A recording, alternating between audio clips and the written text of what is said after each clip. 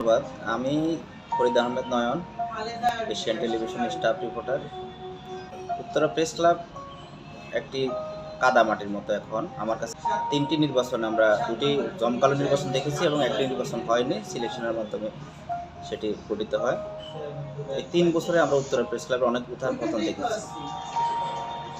আমাদের পাল্টাপাল্টি গ্রুপিং এবং মতের অনৈক্য এবং আমাদের অর্থনৈতিক যে স্বচ্ছতা, সব কিছুতেই একটি গরমিল, পূজামিল, সাংবাদিকতার ভিতরে যে অপসাংবাদিকতা।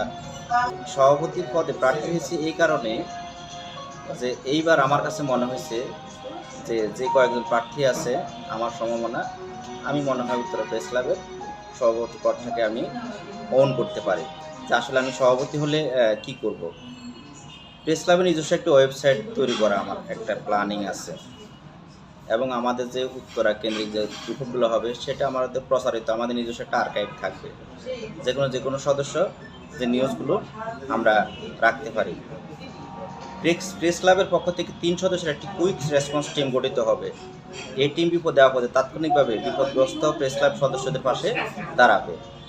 আমার ৩ নম্বর ইশতেহার হচ্ছে আপাতকালীন তহবিল গঠন করব। কেউ অসুস্থ হলে, আপনারা জানেন আমাদের উত্তরা প্রেস ক্লাবের অনেক সদস্য স্ট্রোক করছে, এখন আমাদের এমন কোনো তহবিল নাই যে আমরা গিয়ে ওদের পাশে দাঁড়াবো, এবং সেটা বিগত দিনে হয় নাই। তা আমি একটি আপাতকালীন তহবিল গঠন করব। কেউ অসুস্থ হলে যেন আমরা বিপদের সময় ওই ফান্ড থেকে তাদেরকে সেটা আমরা দিতে পারি। এরপরে আমার ৪ নম্বর ইশতেহার হচ্ছে পেশাগত মান উন্নয়নের প্রতি ২ মাস অন্তর অন্তর দিনব্যাপী কর্মশালা অথবা প্রশিক্ষণের উদ্যোগ নেওয়া। কারণ আপনারা জানেন সবাই মাঠ লেভেলের সাংবাদিক, কিন্তু প্রশিক্ষিত না হলে সেখানে সাংবাদিকতার একটু অপসাংবাদিকতা লেগেই থাকে। এই বিষয়টা আমরা মাথায় রাখবো। আমার ৫ নম্বর ইশতেহার হচ্ছে পেশাগত প্রেস ক্লাবের সাবেক সভাপতি এবং সাধারণ সম্পাদককে নিয়ে শক্তিশালী পরামর্শক একটি টিম আমরা গঠন করব, যেন তাদের কোনো উপদেশ আমাদের কাজে লাগে। এই আমার একটি অত্যাধুনিক উদ্যোগ।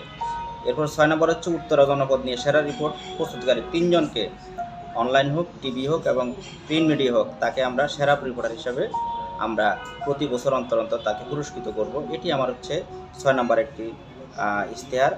৭ নম্বর হচ্ছে প্রতি বছর শুধু সদস্যদের নিয়ে নয়, বরং সপরিবারে আমরা ফ্যামিলি ডে, যেটি আমরা ফ্যামিলি ট্যুর বলি, সেটি আমরা আয়োজন করবো এবং সেটি করে যাচ্ছি। বিগত দিনেও আরও কীভাবে ভালো করা যায় সেদিকে আমরা খেয়াল রাখবো। আমার ৮ নম্বর ইশতেহার হচ্ছে প্রতি মাসে, সম্ভব না হলেও ২ মাস অন্তর অন্তর প্রেস ক্লাবের নামে একটি ম্যাগাজিন তৈরি করা। সেখানে সদস্যরা লেখালেখির মাধ্যমে তাদের নিজেদের নানা প্রতিভার তারা স্বাক্ষর বহন করবে। এটি আমার হচ্ছে ৮ নম্বর ইশতেহার। এবং ৯ নম্বর ইশতেহার হচ্ছে উত্তরা প্রেস ক্লাবের সদস্যদের পরিচিতি, ছবি এবং ফোন নাম্বার সহ আমরা একটা ডকুমেন্টারি করব। অলরেডি আমি একটা ডায়েরি সদস্যদের দিব, সেটি আমি ডায়েরিতে প্রত্যেক সদস্যের নাম, মোবাইল নাম্বার সহ আমি সেটি একটি ডায়েরি তৈরি করেছি, সেটি আমি সদস্যদের দেওয়ার চেষ্টা করব। এবং ১০ নম্বর হচ্ছে সদস্যদের জন্য মানসম্পন্ন হাসপাতাল, ক্লিনিক এবং ডায়াগনস্টিক সেন্টার থেকে ন্যূনতম যেটা সেবা সার্ভিস এবং যেটা বলে 50% বা 60% আমরা নিতে পারি হাসপাতালে, সেটা আমরা খেয়াল রাখবো। এবং একাধিক সুপার শপের মাধ্যমে সদস্যদেরকে যেন কম দামের ভিতরে আমরা তাদের নিত্যপণ্য জিনিসগুলো নিতে পারি, সেদিকে আমরা আসলে খেয়াল রাখবো। এটি আমার ১১ নম্বর ইশতেহার ছিল। আর ১২ নম্বর ইশতেহার হচ্ছে যারা বিজিত হবেন, আমি যদি জয়লাভ করি, যারা বিজিত হতে হবেন তাদেরকে নিয়ে আমরা একটি অর্থ ব্যয় পর্যবেক্ষণ কমিটি করব, যেখানে তারাও আমাদের এই না বলতে পারে যে আমরা আমরাও ক্লাবের সাথে সম্পৃক্ত। এই যে একটা মিলন মেলা, প্রত্যেকটি সদস্যকে নিয়ে, জিত এবং বিজিত এই ২ সদস্যকে নিয়ে যখন আমরা চলতে পারবো, তাহলে আমরা মনে করি যে একটা শক্তিশালী প্রেস ক্লাব উত্তরাতে হয়ে যাবে। ইতিমধ্যে আপনারা জানেন